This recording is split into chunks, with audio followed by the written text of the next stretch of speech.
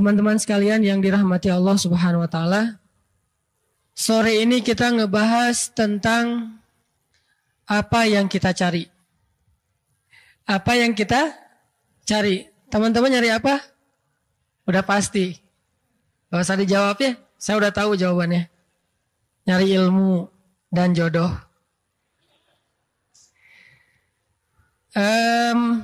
Ngebahas tentang apa yang kita cari. Saya pengen mengangkat satu kisah tentang perang pertama dalam sejarah Islam. Mudah-mudahan ini bisa menjadi terbuka pemahaman kita tentang rahasia-rahasia di balik adegan sirah Nabi Muhammad SAW. Perang pertama teh dalam Islam perang apa? Perang Badar. Nah, kisah tentang perang Badar itu dikisahin sama Allah di surat apa? Suratu Badar, surat Badar. Apa itu surat Badar? Nama lain dari surat Badar itu adalah Suratul Anfal. Surat Al-Anfal. Jadi nama lain dari surat Al-Anfal itu Suratu Badar, surat perang Badar. Karena memang hampir seluruh isi dari surat Al-Anfal itu ngisahin tentang adegan perang Badar. Saya pengen sharing dulu kisahnya. Nanti setelah itu kita coba ambil pelajaran dan apa hubungannya dengan tema apa yang kita cari. Surat Al-Anfal ini memang banyak mengisahkan tentang perang Badar. Tetapi kalau kita membaca ayat secara berurutan, Allah mengisahkan tentang perang Badar di dalam surat Al-Anfal itu enggak berurutan. Jadi ayat pertama justru adegan terakhir dari perang Badar. Karena memang Al-Quran itu bukan buku cerita. Jadi dia tidak fokus dengan alur. Tapi dia fokus dengan nasihat dan pelajaran. Sehingga alurnya acak. Jadi kalau kita pengen faham surat Al-Anfal, caranya gampang. Baca dulu kisah adegan perang Badar. Setelah udah faham perang Badar, baru baca Al-Anfal. Itu insya Allah akan beda banget tuh hasilnya. Ini salah satu tips buat teman-teman yang pengen serius belajar Al-Quran. Ternyata hampir, walaupun tidak semuanya ya, sebagian besar dari ayat Al-Quran itu kan ada asbabun nuzul ya. Apa itu asbabun nuzul? Cerita di balik turunnya ayat. Memang bukan, terjemahannya itu bukan sebab-sebab turun ayat. Cerita di balik turunnya ayat. Nah, kalau kita pengen paham Al-Quran, cara paling gampang itu baca dulu ceritanya. Baca dulu sirahnya, baca dulu sejarahnya, ulang-ulang fahami, kalau perlu yang detail gitu. Setelah itu baru baca Al-Quran yang berkaitan dengan sirah itu. Insya Allah akan lebih berkesan.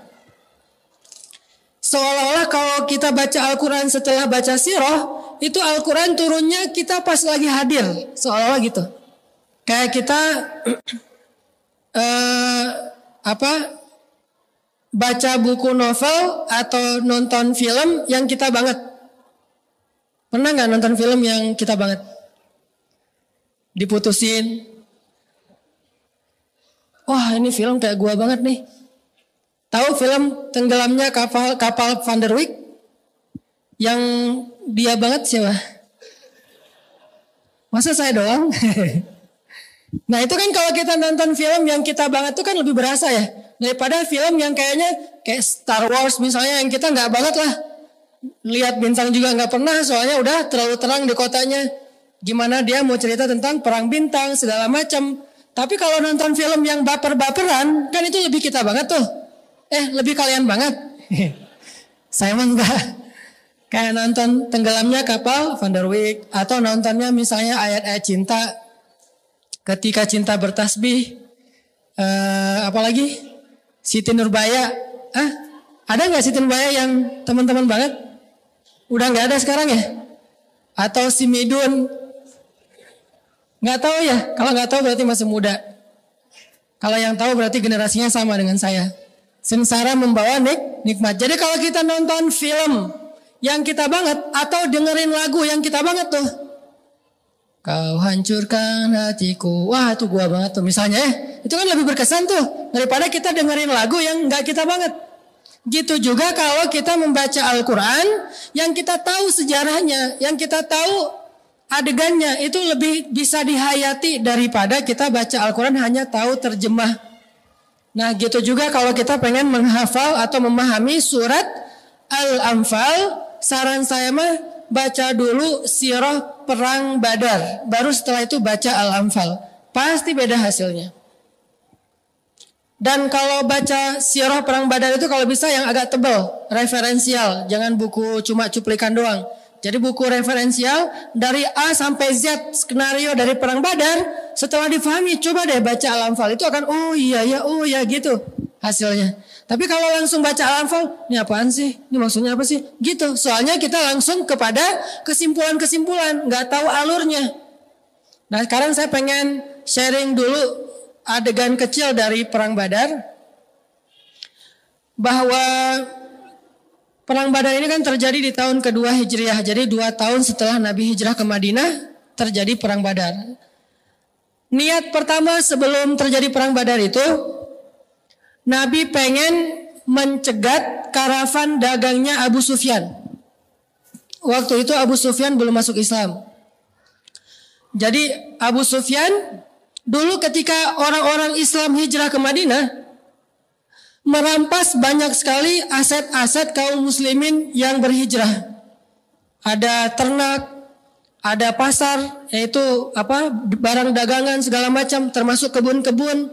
Itu dirampas aset-aset kaum muslimin oleh Abu Sufyan. Lalu ketika kaum muslimin sudah pada hijrah ke Madinah, aset ini dikumpulin terus dijual ke Syam. Di mana Syam kalau sekarang? Suriah. Dijual ke Syam. Nah ketika Abu Sufyan dengan karavan dagangnya pulang dari Syam, itu ngelewatin jalur yang dekat dengan kota Madinah. Lalu muncullah inisiatif dan diawali dengan ilham dari Allah, bahwa Rasulullah mengumumkan kepada para sahabat, wahai para sahabat muhajirin, siapa yang ingin mengambil balik haknya yang dirampas oleh Abu Sufyan. Kan senang tuh, pengen ngambil balik haknya. Sekarang Abu Sufyan akan melintasi jalur dekat kota Madinah, yuk kita cegat yuk gitu. Dan Allah membolehkan hal itu karena ini adalah haknya kaum muslimin yang dirampas. Disebut dengan istilah Al-Anfal, harta rampasan perang. Yuk kita cegat, kata Rasulullah. Akhirnya kaum muslimin dari golongan muhajirin semuanya udah semangat nih. Ya udah kita cegat. Sampainya kapan? Udah pakai mata-mata segala macam, siap-siap mau berangkat mencegat karavan dagang. Yang jumlahnya mungkin ada ribuan ekor onta, kemudian juga ada banyak hasil dagangan-dagangan yang sudah berubah, ada jadi kain sutra segala macam, pokoknya berlimpah aja dengan harta. Dan yang namanya karavan dagang itu pengawalnya nggak terlalu banyak, nggak seperti pasukan prajurit. Paling-paling pengawalnya misalnya 20 orang, 30 orang yang bersenjata, sisanya para pedagang. Jadi bayangan kaum muslimin waktu itu ini bakalan mudah nih. Cuma mencegat karavan dagang, udah mudah, hasilnya besar. Berangkatlah kaum muslimin dari Madinah mencegat jalur lewatnya Abu Sufyan. Ternyata rencana kaum muslimin untuk mencegat itu ketahuan sama orang Mekah. Mereka juga punya mata-mata. Sehingga akhirnya orang Mekah yang dipimpin oleh Abu Jahal mengumpulkan pasukan militer yang berkuda dengan jumlah 1.000 orang mau mengawal karavan dagangnya Abu Sufyan supaya tidak berhasil dicegat. Dikawal nih. Sehingga Abu Jahal berangkat dengan pasukannya dari Mekah menuju ke titik pencegatan. Nah, ketika Abu Jahal membawa pasukan untuk mengawal karavan dagang Abu Sufyan, akhirnya Allah Subhanahu wa taala memberi pilihan kepada kaum muslimin. Sekarang udah ada 2 target nih. Target pertama karavan dagang Abu Sufyan. Hartanya banyak, pengawalnya sedikit. Kayaknya lebih gampang nih. Target kedua Abu Jahal. Itu seluruhnya pasukan militer, prajurit, senjata lengkap, berkuda, jumlahnya lebih banyak, 1.000 orang. Mana yang kalian inginkan, kata Allah. Mulailah Nabi SAW mengumpulkan para sahabat. Yang tadi udah semangat-semangat tuh pengen mencegat karavan dagang ya. Tiba-tiba Nabi kumpulin, wahai sahabat-sahabatku. Ini ada sedikit perubahan nih. Ada apa ya Rasulullah? Allah Subhanahu wa taala memberi kita pilihan. Kira-kira menurut kalian ini mau yang mana nih? Sekarang ternyata Abu Jahal juga ngirim pasukan. Kita mending nyegat Abu Sufyan atau nyegat Abu Jahal? Kalau nyegat Abu Sufyan kalian tahu kondisinya, kalau Abu Jahal juga kalian tahu kondisinya. Sok mangga, kalian pilih yang mana? Sok mangga teh bahasa Arab apa? Tafadol. Tafadol, Indomie. Itu doang yang tahu. Udah aja, mangga mau dipilih yang mana nih? Antara Abu Sufyan sama Abu Jahal. Ternyata para sahabat hampir seluruhnya memilih Abu Sufyan. Karena logikanya ini lebih mudah. Lebih menguntungkan. Ditambah lagi, bukankah ini alasan pertama kita tadi mau berangkat? Udah ya Rasulullah, kalau bahasa kita mah gak usah labil lah, udah gitu aja, istiqomah gitu ya. Jangan labil, jangan galau lagi. Udah aja, gimana niat awal kita mau mencegat Abu Sufyan, udah aja bismillah ya Rasulullah. Itu bahasa sahabat. Lalu setelah itu Rasulullah berdoa kepada Allah, ya Allah, menurutmu yang mana nih? Ternyata Allah lebih berkenan Abu Jahal daripada Abu Sufyan. Sehingga dengan berat hati Nabi mengatakan, wahai sahabat, ternyata Allah memilihkan untuk kita Abu Jahal, pasukan, bukan karavan dagang. Mulailah para sahabat ada agak-agak sedikit kecewa tuh. Wah, tahu gini, gitu ya. Jadi ibarat kita tadinya udah dikasih angin surga nih, kita ta'arufan aja dulu, segala macam gitu ya. Dari kasih nih angin-angin surga, atau dia ngasih janji-janji palsu gitu kan ya. Jadi kayak misalnya udah nanti kalau udah kerja kata calon mertua teh. Padahal itu cara nolak yang halus. Udah kamu kerja apa sekarang? Lagi nyari kerja Pak. Oh ya udah nyari aja dulu, nanti kalau udah dapat kerja datang lagi. Oh gitu Pak. Alhamdulillah insya Allah siap Pak. 1 minggu datang dia. Wah saking semangatnya seminggu dapat kerjaan. Apa kerjaannya? Misalnya pas datang kerjanya apa? Alhamdulillah Pak saya sudah keterima di sebuah toko. Jadi misalnya penjual di pasar baru misalnya ya. Atau di mana jualan. Oh gitu, ditolak lagi dikasih dengan angin surga yang lain. Oh ya udah tabung aja dulu. Biar untuk lumayan, untuk mahar 10 juta. Oh siapa? 10 juta berarti sekitar kurang lebih 10 bulan lah ya. Sebulan 1 juta. Nabung tuh. Setelah 10 bulan. Pas datang lagi Pak gimana saya udah ada nih 10 juta. Maaf deh. Dia mah udah dilamar orang. Itu kan berat banget ya. Itu lebih baik gitu. Hidup berakhir aja. Bayangin kecewanya sahabat kurang lebih kayak gitu tuh. Karena mereka berharap dapat modal kerja. Mereka berharap dengan mudah mendapatkan lagi hak mereka yang dirampas oleh Abu Sufyan. Tiba-tiba rencananya berubah. Yang tadinya pengen ke sana sekarang belok jadi pengen ke sana. Ngapain juga kita capek-capek melawan pasukan militer, jumlahnya lebih besar, senjatanya lebih lengkap, dan prajuritnya lebih terlatih. Kita jumlahnya lebih kecil, senjatanya pas-pasan, dan bukan militer. Sebagian kecil doang yang prajurit, sisanya itu sipil, yang gak terlatih dalam peperangan. Ini gimana nih maksudnya? Ini yang direkam di dalam ayat 6. Yujadilunaka fil haqq. Sampai mereka berdebat kepadamu, wahai Muhammad. Sampai para sahabat juga kayak protes gitu. Kalau di zaman sekarang mungkin bentuknya dalam bentuk demo. Menyampaikan aspirasi. Yujadilunaka fil haq. Bayangin Nabi juga diprotes. Dalam bahasa yang lebih santun tapi ya. Cuman bahasa ayatnya yujadil. Yujadil itu mendebat, memprotes, mempertanyakan. Dan Nabi digituin gak pernah bilang, aduh kalian nih bid'ah sama saya. Kan saya mah Nabi, masa kalian protes? Enggak, Nabi terbuka. Apalagi sampai nuduh-nuduh makar kan ya. Wah kalian makar nih mana? Enggak, sama sekali. Ini Rasulullah SAW. Jadi beliau terbuka. Tapi tetap Allah ngasih pelajaran. Yujadilunaka fil haq. Mereka mendebat kamu, memprotes kamu dalam urusan yang benar. Ba'dama tabayyana. Padahal sudah jelas ini perintah Allah. Ka'annama yusaquna ilal mauti wa hum yanzurun. Seolah-olah mereka lagi digiring kepada kematian dalam keadaan mereka sadar. Ini kebayang gak nih ilustrasinya? Saking protesnya, seolah-olah mereka lagi protes mau disembelih gak mau gitu. Coba. Yusaqun itu kayak hewan yang diikat lehernya terus ditarik untuk disembelih, itu namanya yusakun.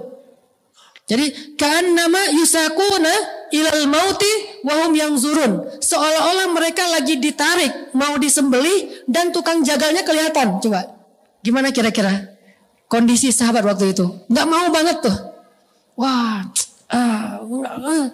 nggak mau, nggak ada yang mau. Kata Rasulullah, wahai sahabat-sahabat, ayo kita ke arah sana. Duh, gimana nih? Gitu coba. Dan itu terjadi kepada sahabat Ahlu Badar. Wa ma adrakum ahla Badar. Tahukah kalian siapa Ahlu Badar? Ahlu Badar itu wasabiqunal awwalun. Orang-orang yang awal-awal masuk Islam dari golongan sahabat. Ini senior nih.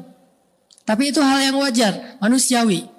Karena tadi udah dijanjiin pengen yang Abu Sufyan. Jadi seolah-olah mereka itu saking beratnya mau dibawa ke Abu Jahal seperti orang yang mau seperti hewan yang mau disembelih karena saking takutnya.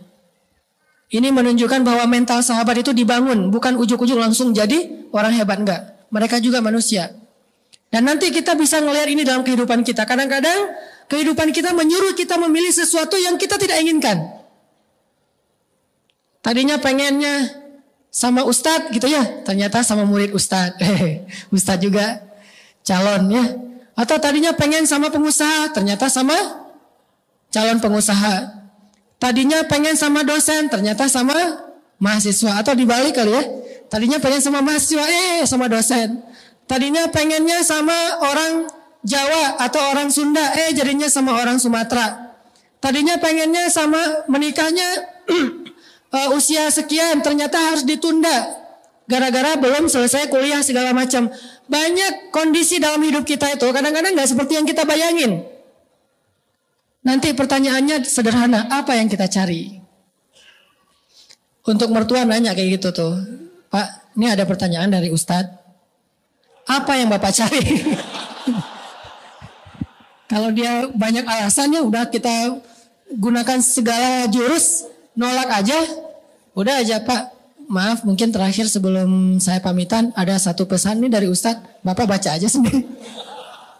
Atau kasih potongan 1 menit main booster untuk calon mertua tuh tentang masalah apa yang kita cari. Apa sih yang dicari? Nyari apa dengan menikahkan putrinya? Nyari apa dengan mau menerima pinangan? Nyari apa dengan meminang? Nyari apa dengan mencari kerjaan? Nyari apa dengan segala aktivitas hidup kita? Kalau kita bisa mentajdidun niyah, memperbaharui niat kita, insya Allah kita nggak akan salah pilih. Nah, sahabat pernah agak keliru di sini nih. Nyari apa mereka dengan berangkat dari Madinah? Nyari harta atau cari ridha Allah? Kalau nyari harta pasti berat. Tapi kalau cari ridha Allah, mau digiring kemana aja yang penting Allah ridha. Ini apa yang kita cari? Sahabat mulai yujadil, mendebat, ya Rasulullah, ya Rasulullah, ya Rasulullah. Terus Nabi memberikan alasan, tapi kan, banyak tapikannya. Seolah-olah kayak mau disembelih aja. Lalu Allah berfirman kayak gini, kemudian Allah mengatakan di ayat ke-7.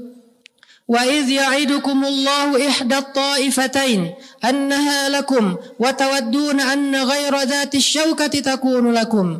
Ketika Allah memberi kalian pilihan di antara 2 kelompok atau 2 pasukan, sedangkan kalian menginginkan yang tidak punya senjata lah yang menjadi bagian kalian. Wa yuridullah, sedangkan Allah menginginkan untuk memperlihatkan kebenaran itu menang di atas kebatilan dan menghancurkan orang-orang kafir. Jadi pengennya kita sama pengennya Allah itu nggak selalu harus sama. Dalam kondisi kayak gitu ikutin aja pengennya Allah. Nanti kita lihat hasilnya kalau ngikutin pengennya Allah. Dan nggak kebayang seandainya sahabat waktu itu keras kepala, nggak kebayang apa hasil dari perang Badar. Mungkin kita nggak mengenal kisah-kisah menakjubkan dari perang Badar. Kalau seandainya mereka kekeh dengan pengennya mereka. Itu yang jadi realitas dalam hidup. Akhirnya setelah turun ayat ini, barulah sahabat nggak bisa berkutik. Ini mah udah perintah Allah. Jadi Nabi kalau udah nasihatin nggak berhasil, udah aja Allah berfirman, udah kan selesai kan? Nah gitu juga tuh, nggak berhasil semua jurus Pak. Ini ada hadis nih dari Rasulullah. Tuh, apa kata Rasulullah? Kalau datang laki-laki yang baik akhlaknya untuk melamar putri kalian, maka nikahkanlah mereka. Oh gitu hadisnya? Riwayat siapa itu? Wah Pak, jangan tanya riwayat lah, pokoknya sahih aja lah Pak. Gitu ya, pakai dalil, tapi jangan ujuk-ujuk dalil. Tadi kirain mau ceramah, lo mau nyeramahin gua. Terakhir aja, pertama ini dulu TikTok dulu, bahasa yang sederhana segala macam, janji-janji. Ternyata Rasulullah udah nasihatin sahabat, nggak bisa. Akhirnya bacainlah firman Allah. Allah berfirman gini. Ini awal dari adegan perang Badar, ayat 5 sampai 8. Akhirnya baru mereka mengatakan, oh kalau ini adalah keputusan Allah, sami'na wa ata'na. Udah turun ayat nih, sami'na wa ata'na. Ikut, walaupun hatinya sebetulnya berat. Jalaninlah pilihan kedua, menghadang pasukan Abu Jahal yang lebih kuat daripada karavan dagang Abu Sufyan. Nah Abu Sufyan karena kaum muslimin belok, akhirnya dia juga ngambil jalur lain dan selamat sampai ke Mekah. Sekarang tinggal berhadap-hadapan kaum muslimin dengan pasukan kafir Abu Jahal. Ketika udah bikin kayak kemah gitu, camp sebelum besoknya akan terjadi peperangan, malam itu Rasulullah SAW nggak bisa tidur. Coba teman-teman lihat ayat 9. Iltastaghithuna rabbakum. Ketika malam itu kamu beristighosah kepada Tuhanmu. Tastaghithun, bahasa lainnya adalah istighosah. Teman-teman pernah dengar istilah istighosah? Istighosah itu artinya apa? Berdoa dengan sungguh-sungguh. Jadi ini nih. Jadi kalau kita udah memperbaharui niat kita, apa sih yang kita cari? Pilihlah pilihan Allah. Setelah kita memilih pilihan Allah, udah gitu istighosah. Doalah sebanyak-banyaknya kepada Allah. Bilang, ya Allah, Engkau tahu hari ini saya mengambil satu pilihan yang berat. Dan itu tidak saya lakukan kecuali karena ingin taat kepadamu ya Allah. Pilihan antara mau pacaran atau mau nikah. Nikah mah sebetulnya belum siap ya Allah. Ngomong jadi akrab aja deh daripada terlalu kaku ya. Allah, saya mah kurang siap sebetulnya mau nikah. Tapi gimana kumaha tuh ya? Yang pacaran nggak boleh. Ya udah nikah aja deh ya Allah. Saya mah ngikutin gimana maunya Allah aja. Kumaha Allah we ya. Nah, Allah suruh nikah ya saya nikah. Insya Allah besok saya mau datang ke rumahnya ya Allah. Tetapi kan yang membolak-balikan hati Engkau ya Allah. Doa tuh istighosah malam sebelum datang. Jadi malam tuh gak usah tidur. Besok aja tidur pas ditolak. Gak usah bangun-bangun lagi maksudnya. Jadi kalau malam itu jangan tidur. Kayak Nabi istighosah istastaghithuna rabbakum. Nabi itu berdoa semalam suntuk. Gak tidur sama sekali. Cuma 2 orang yang gak tidur pada malam sebelum terjadi perang Badar. Rasulullah dan Abu Bakar As-Siddiq. Yang lain semuanya tidur lelap. Saking lelapnya, maaf ya ini sejarah, saking lelapnya banyak sahabat yang mimpi basah. Ini godaan setan. Jadi setan juga terlibat dalam perang Badar, bukan cuma malaikat. Jadi orang kafir ditolong setan, orang mukmin ditolong malaikat. Nah cara setan ngegembosin semangat kaum muslimin apa? Dia datang ke dalam mimpi kaum muslimin, membuat kaum muslimin harus mandi janabah. Mimpi basah. Sedangkan Nabi berdoa dengan Abu Bakar, doa terus, ya Allah, ya Allah. Apa salah satu doa Nabi waktu itu? Ya Rabbi, besok kami akan menghadapi musuh untuk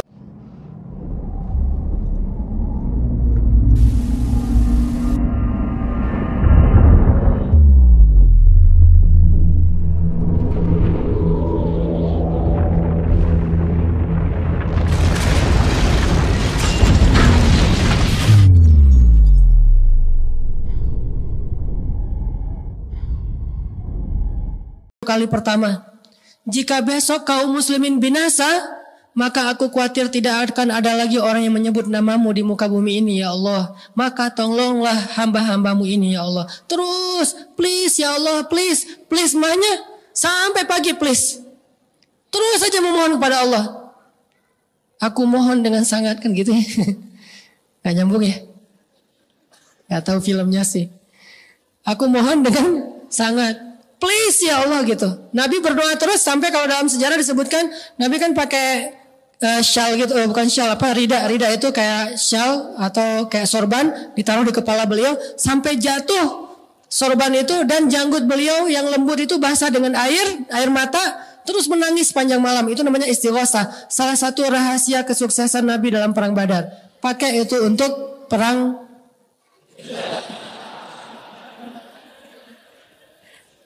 Susah ngebahasainnya. Gitu aja. Pakai tuh istighosah. Pertama pilih dulu pilihan Allah. Pilihan Allah yang mana? Yang paling soleha. Pilihan Allah yang mana? Niatin karena Allah. Bukan karena yang lain-lain. Terserah Allah mau kayak gimana. Pokoknya Allah yang senangnya Allah yang kayak gimana nih. Yang kayak gini udah ambil aja. Begitu juga yang akhwatnya. Yang cewek. Yang perempuan. Pilihan Allah yang mana? Yang baik akhlaknya. Yang dekat dengan agama Allah. Yang dekat dengan masjid. Walaupun mungkin secara duniawi kurang mapan. Pilih aja pilihan Allah. Kalau kita libatin Allah dalam pilihan kita, Allah gak akan ngecewain kita. Yakin tuh 100%. Tapi kalau kita gak ngelibatin Allah dalam pilihan kita, nanti begitu kita punya masalah, kita ngadu ke Allah, Allah tanya, maksud lo? Kan kasihan kan ya? Walaupun Allah gak akan ngomong kayak gitu, tapi apa maksudnya? Cuma bahasa ini mah maksud lo gitu. Allah nanya, ngapain kamu nanya-nanya ke saya? Bukankah saya gak dilibatin dari awal? Sama kayak kita kan? Orang nggak dilibatin dari awal, pas ada masalah kok ngelibatin kita, nggak keren banget tuh, nggak fair gitu. Makanya ketika ada pilihan hidup, libatin Allah dalam pilihan kita. Maka idzan la yudayyi'akallah. Allah nggak akan mengecewakan kamu. Sama kayak dulu saya pernah cerita Siti Hajar ditinggalkan Ibrahim di tengah bukan padang pasir ya, padang batu. Karena Mekah dengan Dubai itu beda. Kalau Dubai itu pasirnya tuh kayak bedak, halus banget. Itu padang pasir. Kalau Mekah batu, lebih panas daripada padang pasir. Ketika Siti Hajar ditinggalkan oleh Ibrahim di tengah lembah batu Mekah, Siti Hajar nanya kepada Ibrahim, ya Ibrahim, kenapa engkau tinggalkan kami di sini? Ibrahim tidak bisa menjawab kenapa. Karena nggak tega. Akhirnya Ibrahim jalan aja. Setelah jalan beberapa langkah, Siti Hajar ganti pertanyaannya. Ya Ibrahim, Allahu amaraka bihadza? Apakah Allah yang menyuruhmu melakukan ini? Baru Ibrahim mengangguk. Ya, ini perintah Allah. Jadi kalau bahasa Arab Allah itu Allah. Tapi kalau A-nya panjang, Allah, A-nya double, itu artinya apakah? Jadi apakah? Panjang gitu ya. Allahu amaraka bihadza, apakah Allah yang menyuruhmu melakukan ini ya Ibrahim? Ibrahim mengangguk, artinya benar Allah yang nyuruh. Apa kata-kata Siti Hajar? Kalau gitu berangkatlah wahai suamiku, kalau ini perintah Allah, la yudayyi'anallahu idzan. Allah enggak akan ngecewain kami. Tenang kan? Allah enggak akan ngecewain kami. Berangkatlah Ibrahim, Siti Hajar memeluk putranya, dan ternyata singkat cerita terjadi adegan keluarnya sumur Zam-Zam. Jadi kalau kita libatin Allah dari awal, itu gampang urusan kita. Masalahnya kita nggak mau ngelibatin Allah kecuali kalau udah mentok. Itu masalahnya. Kalau udah mentok baru ya Allah, ya Allah. Allah juga ngasih waktu. Kenapa ngasih waktu? Karena Allah ingin ngasih kita pelajaran supaya kita lain kali bisa lebih bijak untuk melibatkan Allah. Coba libatin Allah itu jangan pas mentok doang. Walaupun tetap kemana lagi kan kalau nggak Allah ya. Mentok-mentok juga walaupun dari awal kita gak ngelibatin Allah. Mentok-mentok juga kemana lagi tempat kita berlari kalau bukan kepada Allah. Ilaika anabna wa ilaikal masir. Kepadamu ya Allah kami kembali. Cuman lebih kerennya lagi itu bukan pas mentok ngelibatin Allah. Dari awal kita memilih jalan udah libatin Allah. Allah yang mana nih? Tanya dulu sama Allah. Terus tahu jawabannya gimana Ustadz? Baca firmannya. Gak ngerti Ustadz. Baca hadisnya. Gak ngerti juga Ustadz. Istisyarah. Istifta, minta pendapat para ulama yang mengerti ayat Allah dan hadis Rasulullah. Itulah gunanya istifta, meminta fatwa, istisyarah, meminta nasihat. Ustadz, ini gimana nih ada dua pilihan, yang satu begini, yang satu begini. Kayak dulu zaman Nabi, cewek yang dilamar dua cowok tuh minta pendapat Nabi. Datang nih seorang cewek ke Nabi Rasulullah SAW, bilang, ya Rasulullah, nih saya agak-agak dilematis, kenapa? Ada dua cowok ngelamar saya. Cia. Gitu tuh teh. Datang ke Ustadz tanya. Ustadz saya ada dua cowok yang ngelamar. Yang satu fulan, yang satu fulan. Kata Nabi. Ya amat Allah. Kalau yang cowok pertama itu saya kenal. Dia itu malas kerja Oh gitu Rasulullah. Iya enggak pernah kerja dia mah. Di rumah aja bangku-bangku tangan. Nge-game aja di rumah mah. Dengan gadgetnya. Kalau bahasa sekarang mah suka nge-game. Enggak pernah nganggur aja. Oh gitu. Kalau yang kedua ya Rasul, kalau yang kedua itu dia nggak pernah nurunin tongkat, kata Nabi. Arti nurunin tongkat tuh suka mukul istri, kasar orangnya.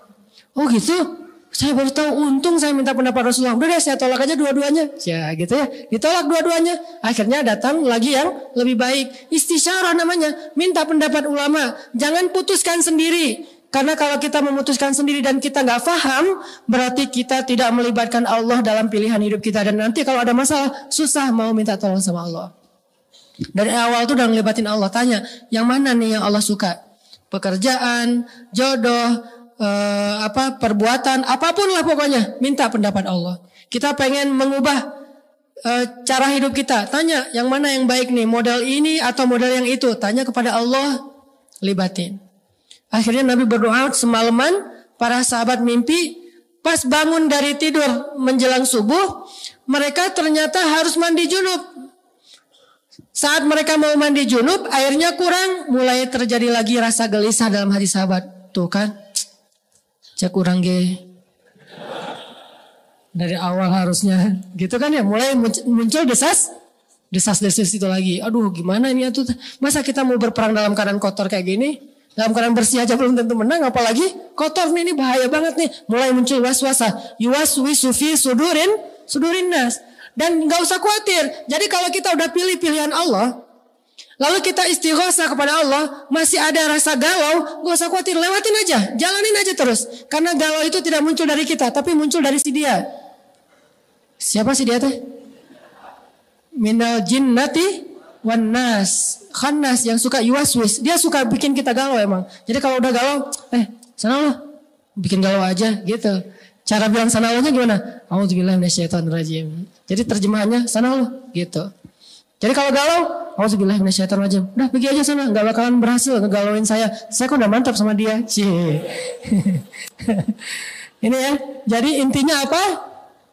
Kalau terjadi waswasah, nggak nyaman karena kita udah pilih jalan Allah, karena jalan Allah itu nggak akan mudah, tetapi ujungnya pasti bahagia. Sedangkan jalan setan tuh kelihatannya tuh kayak keren banget, padahal ujungnya itu adalah sengsara. Kita pilih nih jalan Allah dari awal, makanya nanya dari awal, nih nyari apa nih? Nyari Allah atau nyari dunia? Nyari akhirat atau nyari dunia? Nyari keridhaan Allah atau nyari hawa nafsu? Kalau yang kita cari itu Allah, udah jalanin aja. Gak mungkin Allah ngecewain, pasti. Cuman agak sedikit berlika-liku, tak apalah. Ya, sedikit ada masalah di jalan, biasalah itu. Yang penting jalanin aja terus. Nih sahabat kayak gitu, galau. Gak bisa mandi, airnya habis. Airnya sedikit, bayangin gak usah yang 300 orang. Kita kadang-kadang bikin berkemah, misalnya 20 orang, 30 orang kan susah nyari air tuh. Apalagi ini di tengah padang pasir, 300 orang. Dan semuanya butuh mandi. Datang ke Nabi, ya Rasulullah, ada apa? Ini kami semuanya wajib mandi. Cuma Rasulullah sama Abu Bakar doang nih yang gak wajib mandi. Gimana ya Rasulullah? Gak ada air, gak ada. Doa lagi Nabi, ya Allah, ada air gak? Turun hujan coba malam itu. Kata Allah di ayat 11, coba lihat ayat 11. إِذْ يُغَشِّيكُمُ النُّعَاسَ أَمَنَةً مِّنْهُ وَيُنَزِّلُ عَلَيْكُم مِّنَ السَّمَاءِ مَاءً لِيُطَهِّرَكُم بِهِ وَيُذْهِبَ عَنكُم رِّجْزَ الشَّيْطَانِ وَلِيَرْبِطَ عَلَى قُلُوبِكُمْ وَيُثَبِّتَ بِهِ الْأَقْدَامَ. Itu adegannya tuh. Ketika kalian mengantuk, Allah buat mereka mengantuk. Tapi setan yang godain mereka dalam mimpi. Allah buat mereka ngantuk supaya apa? Amanatan, biar gak galau lagi. Jadi cara Allah menenangkan kaum muslimin yang lagi galau, gelisah malam itu adalah dibikin ngantuk. Cuma 2 orang doang yang gak ngantuk, Abu Bakar, Rasulullah dengan Abu Bakar. Yang lain ngantuk.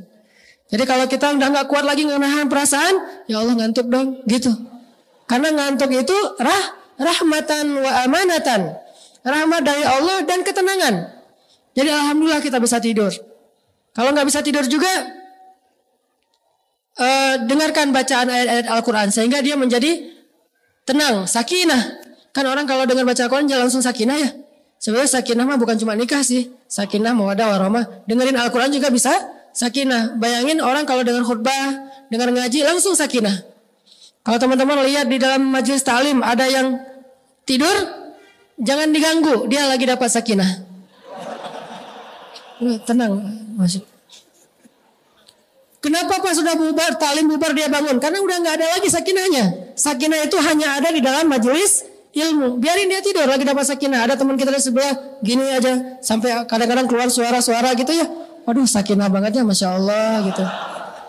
Dan kemungkinan lain, kenapa dia dapat sakinah? Karena Allah ingin menenangkan dia, kergalau. Jadi karena dia lagi galau, Allah bikin dia sakinah.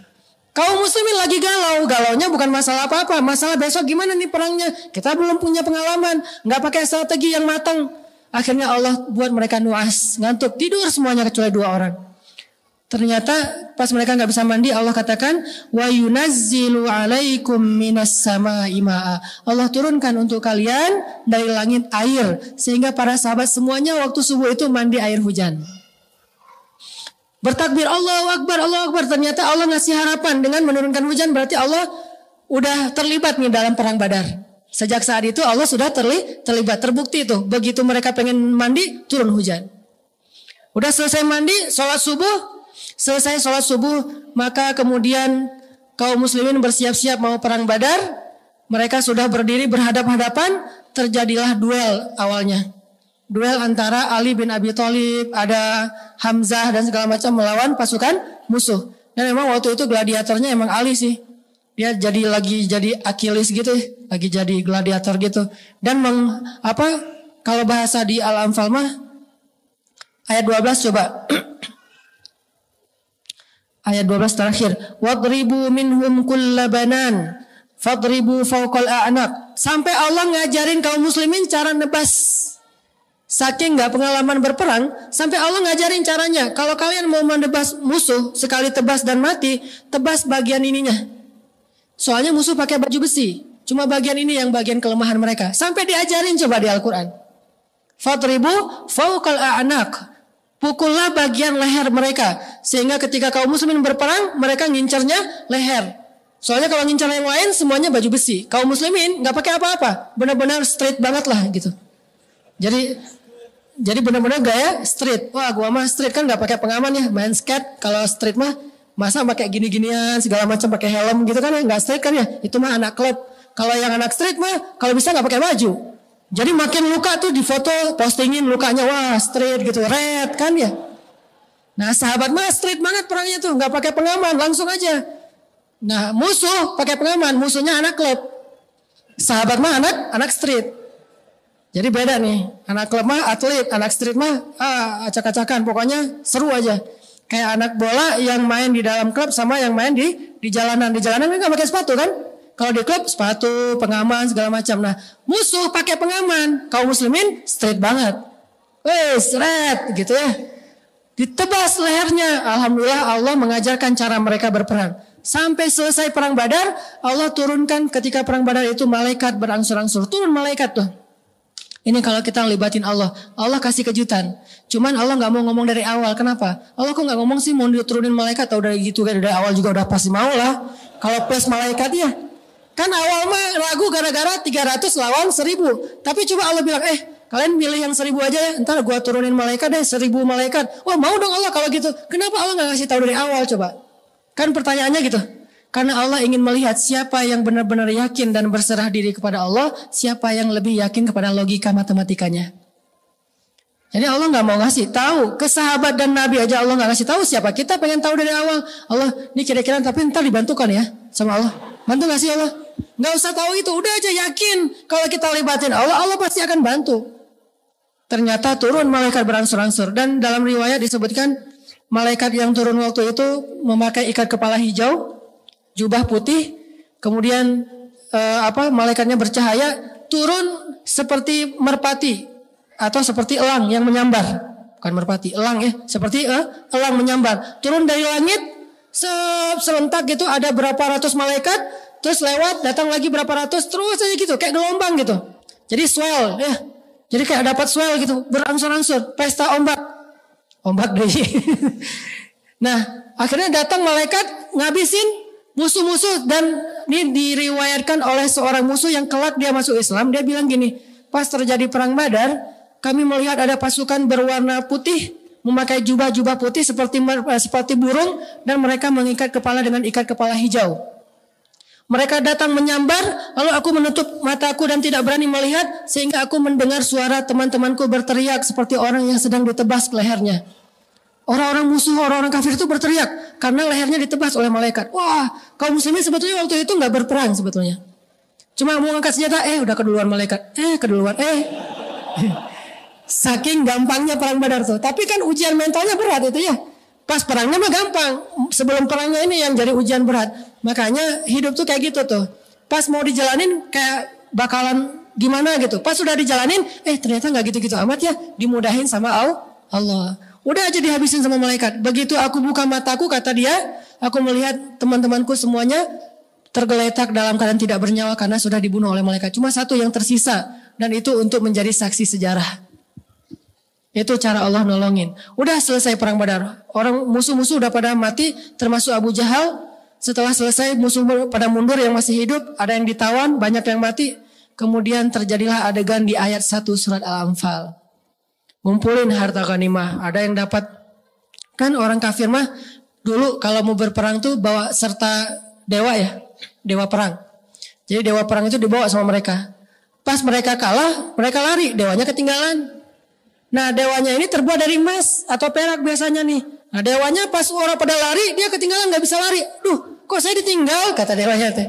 Jadi dewanya ketinggalan. Nah, dewa ini termasuk salah satu ghanimah, kan lumayan, emas sebesar seukuran patung gitu. Kalau dipecah-pecahin kan jadi cincin. Cincinnya bagus banget, dari mana nih? Dewa perang. Jadi maharnya dewa perang. Ditinggalin tuh dewa-dewanya tuh. Diambil sama kaum muslimin. Mau dileburin lagi terus jadi perhiasan. Ada yang dapat onta, ada yang dapat kuda, ada yang dapat dewa, ada yang dapat pedang. Nggak rata. Jadi ada yang dapat miliaran, ada yang dapat cuma berapa puluh ribu. Nggak sama gitu. Akhirnya terjadilah perdebatan lagi. Tadi kan memang niatnya dari awal pengen dapat ghanimah kan. Nih mumpung kita udah ngikutin nih apa maunya Allah. Sekarang udah dapat ghanimah, ayo kita ambil. Rebutan udah aja tuh.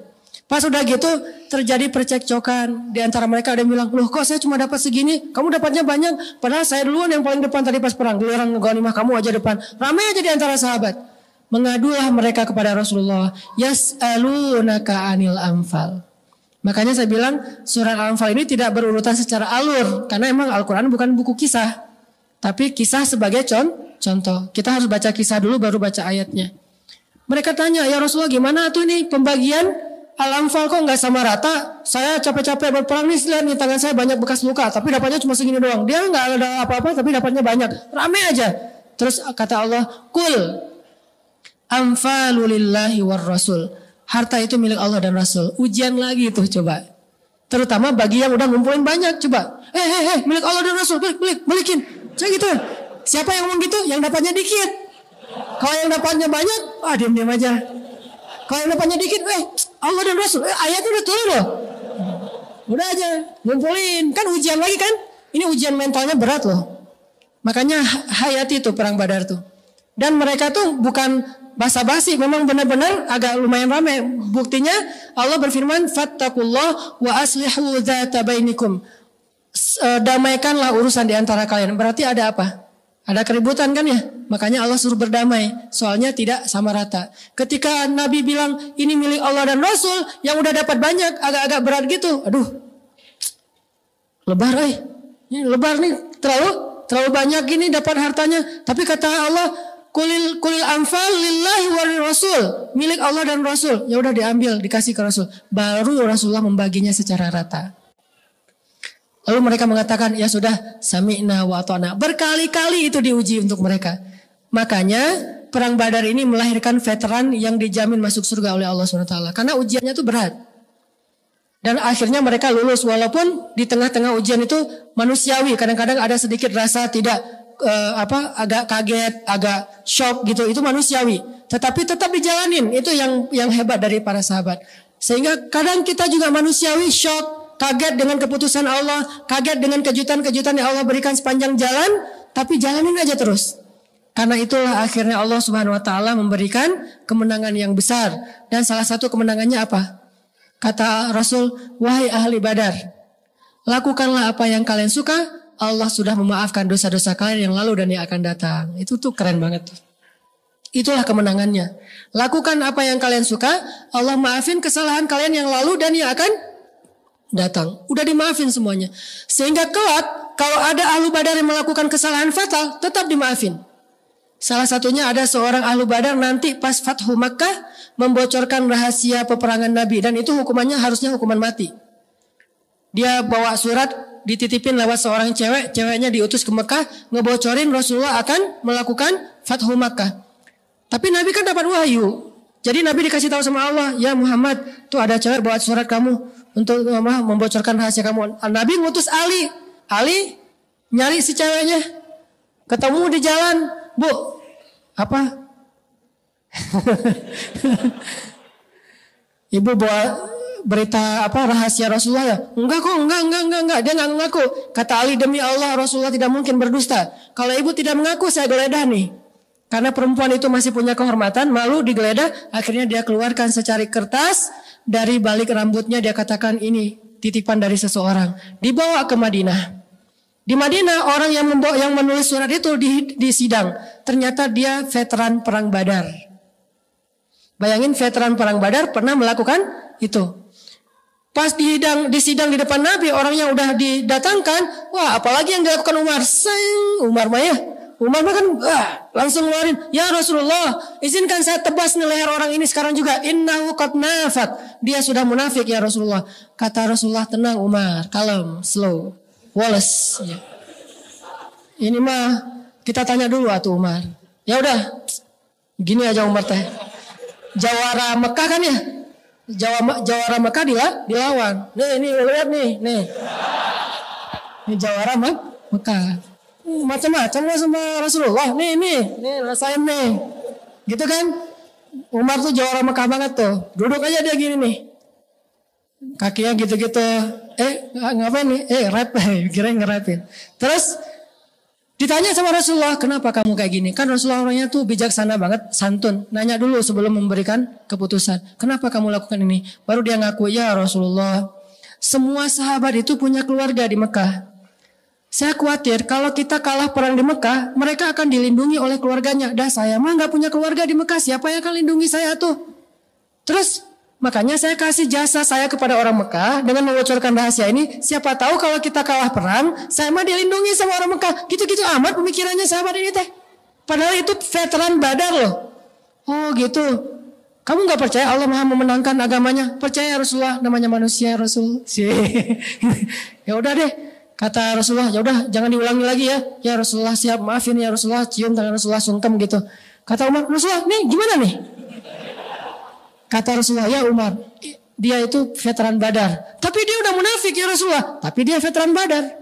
Emang kenapa veteran Badar? Kan Allah udah berjanji akan memaafkan kesalahan mereka kapanpun juga. Oh, udahlah. Tuh, kemenangan perang Badar coba bayangin. Kalau kita ngelibatin Allah dari awal, semuanya gampang.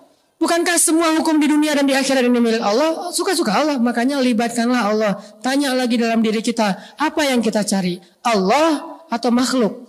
Kalau kita melibatkan makhluk, dia kadang-kadang berlepas tangan dari kita. Tapi kalau kita ngelibatin Allah, kita cari Allah, kita niatinnya karena Allah, insya Allah la yudayyi'akallahu idzan. Allah gak akan ngecewain kita. Itu teman-teman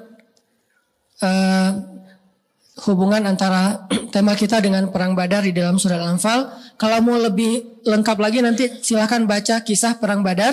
Lalu setelah itu baca surat Al-Anfal, bakalan ketemu lebih banyak lagi adegan-adegan yang luar biasa. Inilah namanya fiqhus sirah, namanya memahami sirah sehingga menjadi jalan untuk memahami Al-Quran. Mudah-mudahan ini menyemangati kita untuk melamar, untuk mengamalkan. Menyemangati kita buat untuk bisa lebih baik dalam pilihan-pilihan hidup. Barakallahu li wa lakum. Assalamualaikum warahmatullahi wabarakatuh. Kita tutup dengan sama-sama berdoa. Dan ini waktu antara asar dengan maghrib di hari Jumat, itu waktu yang paling diijabah doa. Jadi setiap hari Jumat itu gunakan kesempatannya buat istighosah. Yang tadi ya. Antara asar dengan maghrib. Dan terutama saya selalu ngingetin, yuk kita jangan lupa juga ngedoain saudara-saudara kita di Palestina, di Suriah, di Irak, Rohingya. Karena emang nyatanya kita juga belum bisa jadi relawan ke sana, belum bisa berjihad ke sana, belum bisa rutin menyumbang untuk mereka. Minimal jangan pelit dengan bacaan doa untuk mereka. Karena kadang doa itu juga kadang lebih berharga bagi mereka. Minimal kalau Allah tidak memberikan mereka kemenangan dengan mengalahkan musuhnya, Allah berikan mereka ketenangan dan kekuatan hatinya, dan kemenangan mereka adalah syahid di jalan Allah Subhanahu wa taala. Mudah-mudahan kita bisa benar-benar bisa membantu kaum muslimin di seluruh dunia, sehingga tidak ada lagi cerita kezaliman seperti di Suriah yang setiap hari sampai hari ini juga masih ada berita terupdate walaupun tidak diliput oleh media kita, bagaimana banyak anak kecil yang dibom sehingga putus kakinya, tapi masih merangkak-rangkak cari ambulans ya, jalan sendiri, kakinya dua-duanya udah putus tapi dia merangkak mencari ambulan untuk dapat penanganan. Itu terjadi di Suriah. Jadi kalau kata Nabi, malhamah kubra, di akhir zaman itu akan terjadi perang namanya perang malhamah kubra. Malhamah itu dari kata lahmun. Lahmun itu artinya daging. Tumpah daging, bukan tumpah darah. Dulu saya nggak ngerti apa arti tumpah daging. Baru sekarang saya ngerti daging itu berserakan di mana-mana. Baru sekarang ngerti maksud dari hadis Nabi malhamah kubro. Saking luar biasanya daging itu berserakan di mana-mana. Orang nemu kaki, nemu kepala, ini tengkorak tinggal setengah dan seterusnya. Orang diamputasi, dioperasi gitu, dibedah nggak pakai bius, biusnya membaca Al-Quran. Ini semuanya terjadi di Suriah. Makanya jangan lupakan mereka dari doa-doa kita di setiap kita berdoa. A'udzu billahi minasy syaithanir rajim. Bismillahirrahmanirrahim. Alhamdulillahi rabbil alamin. Hamdan yuwafi ni'amahu wa yukafi'u mazidah. Ya Rabbana lakal hamdu kama yanbaghi li jalali wajhikal karim wa 'azimi sultanik. Allahumma salli wa sallim wa barik ala sayyidina Muhammad wa ala alihi wa sahbihi ajma'in. Allahumma ighfir lana dhunubana. Allahumma ighfir lana dhunubana. اللهم اغفر لنا ذنوبنا ولوالدينا.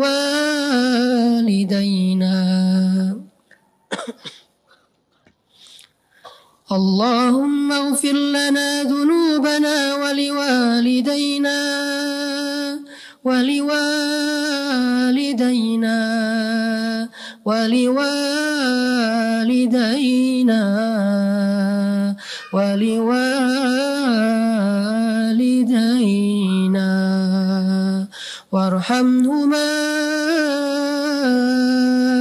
وارحمهما يا رحمن وارحمهما يا رحيم وارحمهما كما ربيانا صغارا.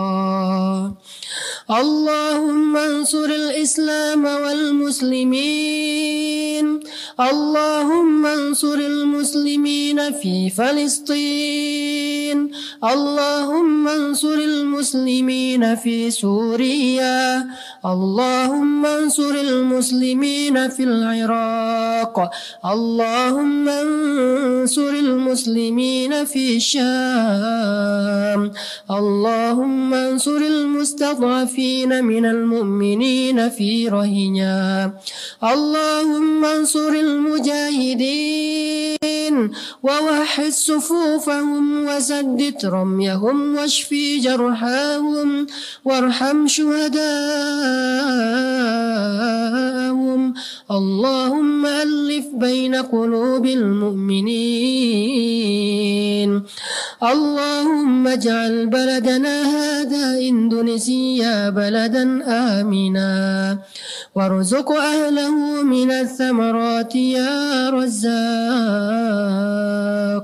يا رب العالمين. اللهم أعنا على ذكرك وشكرك وحسن عبادتك. ربنا آتنا من لدنك لدنك رحمة وهيئ لنا من أمرنا رشدا واجعل لنا من كل ضيق مخرجا ومن كل هم فرجا ومن كل عسر يسرا ربنا هب لنا من الصالحين ربنا هب لنا من أزواجنا وذرياتنا قرة أعين واجعلنا للمتقين إماما يا ودود يا ودود اللهم إنا نسألك علما نافعا وقلبا خاشعا وعملا متقبلا ورزقا حلالا طيبا ودعوة مستجابة يا مجيب السائلين ربنا آتنا في الدنيا حسنة وفي الآخرة حسنة Waqina adzaban nar. Ya Rabbana, terimalah doa-doa kami ya Allah. Terimalah permintaan kami ya Allah. Terimalah istighosah kami ya Allah. Terimalah curhat-curhat kami ya Allah. Tiada yang lebih mampu mengabulkan setiap permintaan kami selain Engkau ya Allah. Tidak ada yang tahu setiap langkah semut yang maha mendengar kecuali Engkau ya Allah. Engkau mendengar segala sesuatu yang tersembunyi di langit dan di bumi. Dan Engkau pasti mendengar permintaan kami. Dengarkanlah dan ijabahlah ya Allah. Sesungguhnya inilah waktu yang terbaik untuk berdoa. Maka terimalah doa-doa kami. Limpahkanlah rahmat dan hidayah-Mu kepada kami. Dan limpahkan pula kemenangan dan pertolongan kepada saudara-saudara kami di seluruh dunia ya Allah. Kuatkanlah hati mereka ya Allah. Kuatkanlah kesabaran mereka ya Allah. Berikan mereka kemenangan atas musuh-musuhnya ya Allah. Ya Rabbana, ampuni dosa bunda-bunda kami ya Allah. Ampuni dosa ibunda kami ya Allah. Ampuni dosa ibu kami ya Allah. Ampuni dosa ibu kami ya Allah. Kami tidak sanggup untuk membalas jasa-jasa ibu kami selain mendoakan kebaikan untuknya ya Allah. Ampunkanlah dosa ibunda kami.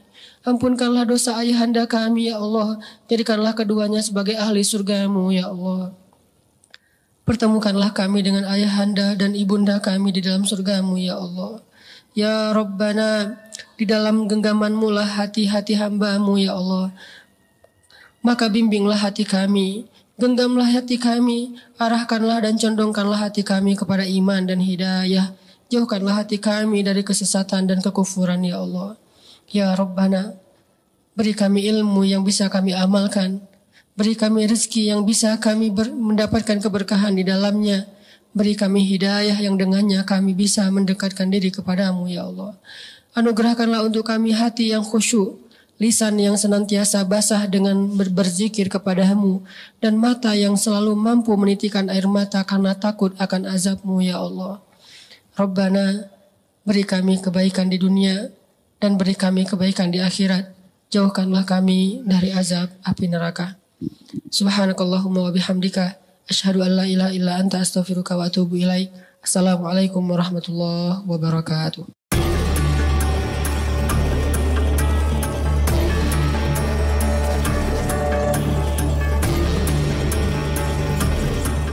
Ceramah Ustadz Hanan Attaqi ini membahas tema Apa yang kita cari dengan menyoroti kisah Perang Badar, perang pertama dalam sejarah Islam yang dijelaskan dalam surah Al-Anfal. Ustadz menjelaskan bahwa Al-Quran tidak ditulis dengan alur cerita linear, tetapi fokus pada pelajaran dan nasihat. Oleh karena itu, untuk memahami ayat-ayat Al-Quran seperti dalam surah Al-Anfal, kita dianjurkan membaca latar belakang sejarahnya terlebih dahulu agar maknanya lebih mendalam. Dalam kisah Perang Badar, Nabi Muhammad SAW awalnya mengarahkan sahabat untuk mencegat kafilah dagang Abu Sufyan. Namun, rencana itu berubah menjadi konfrontasi dengan pasukan Quraisy di bawah pimpinan Abu Jahal, sehingga menguji niat dan kesiapan sahabat. Perubahan rencana tersebut sempat menimbulkan kebingungan dan protes di kalangan sahabat. Mereka lebih memilih target yang lebih mudah, yakni kafilah dagang, karena keuntungan materi yang besar dan risiko yang kecil. Namun, Allah memerintahkan untuk menghadapi pasukan Quraisy yang lebih besar dan kuat secara militer. Ustadz Hanan menjelaskan bahwa ini merupakan pelajaran besar bagi umat Islam tentang pentingnya melibatkan Allah dalam setiap keputusan dan memperbarui niat. Jika niat hanya mencari keuntungan duniawi, tantangan yang berat akan terasa sulit. Namun, jika niatnya mencari ridha Allah, maka segala ujian akan diterima dengan keikhlasan. Dalam kehidupan sehari-hari, seringkali kita dihadapkan pada pilihan-pilihan sulit yang tidak sesuai dengan harapan awal. Ustadz memberikan contoh bahwa terkadang harapan kita tidak sesuai dengan realitas, seperti dalam memilih jodoh, pekerjaan, atau jalan hidup. Namun, jika kita melibatkan Allah sejak awal dan memahami hikmah di balik setiap kejadian, semuanya akan terasa lebih ringan. Kisah ini mengajarkan bahwa ketika menghadapi pilihan hidup, kita harus bertanya pada diri sendiri apa yang sebenarnya kita cari, ridha Allah atau sekadar kesenangan duniawi, agar tidak salah arah dalam melangkah.